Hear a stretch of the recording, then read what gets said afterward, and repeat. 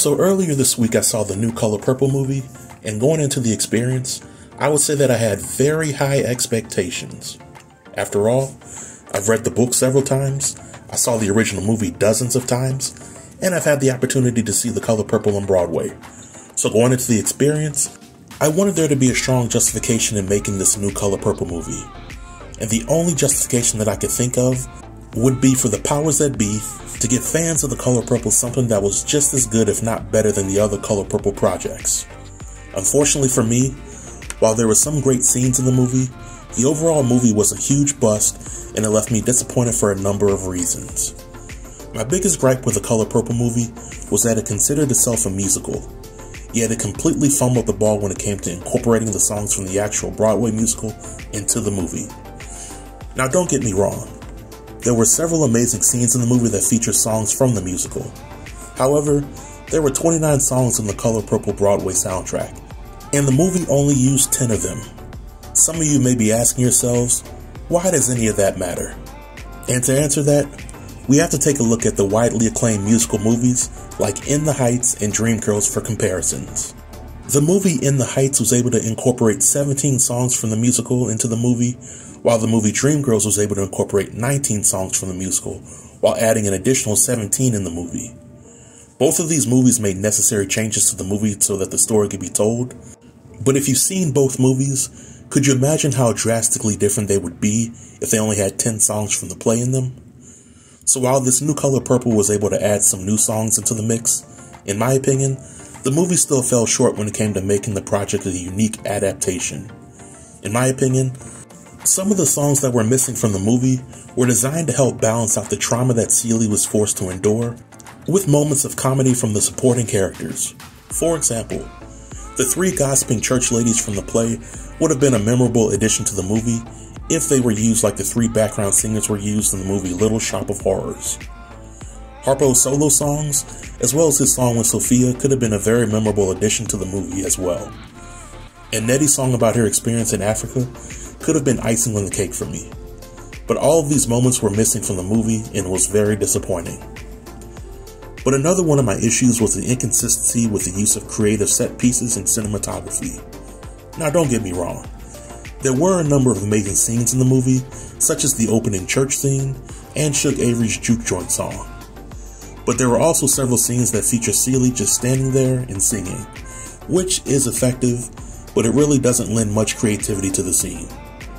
Some of you may be asking yourselves, why does any of that matter? Well, in my opinion, musical movies like In the Heights and Dreamgirls were so memorable because the directors knew how to consistently add creative filmmaking techniques when capturing the musical numbers. And in this movie, there were times in which watching the musical numbers felt like I was watching a high school play. I also wasn't a huge fan of how some of the characters were used in the movie. For starters, Celie is supposed to be the star of the movie, but sadly her character was overshadowed by Sophia and Suge. In the original movie and play, it was clear that the movie was about Celie and her struggle with understanding the concept of love and having a belief in God. In this movie, we kind of skip over all of that, and Celie's relationship with Suge was more watered down in this movie than it was in the other three projects. When Celie sings the reprisal of What About Love, it's meant to call Suge out for not loving Celie the way that she needed to be loved. So I think that Fantasia did a great job with Celie, considering that the movie didn't allow her to do much with the character. But in my opinion, Fantasia's performance could have been just as memorable, if not more, than Jennifer Hudson's performance in Dreamgirls, if she had the right director to bring it out of her. I also think that the movie dropped the ball when handling a complex character like Suge Avery. Suge was supposed to be a provocative outcast who masked her pain in alcohol because of her issues with her family. Suge may have appeared to be stronger than Celie, but she had her own weaknesses, and the bond that she shared with Celie helped her gain the will to endure her challenges. But in this movie, Suge is only drunk for one scene, and she never really needed Celie for anything. So yeah, I think that Suge could have been written a lot better for the movie. But lastly, I want to talk about the movie's goal of giving the audience a reimagining of The Color Purple. In my opinion, if this movie had done a pure adaptation of the musical, then it would have been a truer reimagination of The Color Purple.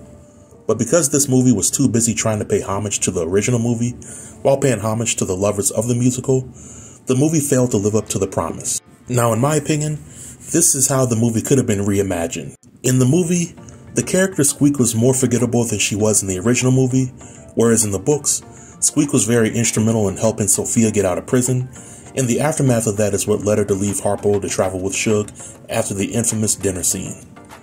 Now picture that story being told in the movie. Another way to reimagine The Color Purple would be to make Mr. a complex and sympathetic character.